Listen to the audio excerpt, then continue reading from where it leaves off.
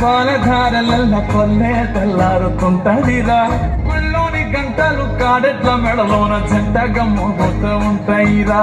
నాగలి భుజాన పెట్టుకుంటే దోస్తులు చేసినట్టేరా కొట్టు గోదా పక్కన ఉంటే కొండంత బలగం ఉన్నట్టురా చల్లగాలి మోసుకొచ్చెరా సేను సిలకల ముచ్చట్లు దారి పొడుగు చెట్ల కొమ్మలా వాలుకున్న పూల సప్పట్లు గట్టి మబ్బులు కాల్వ గట్టులు చెమట సుక్కల్లో తడిసిన ఈ మట్టి గంధాల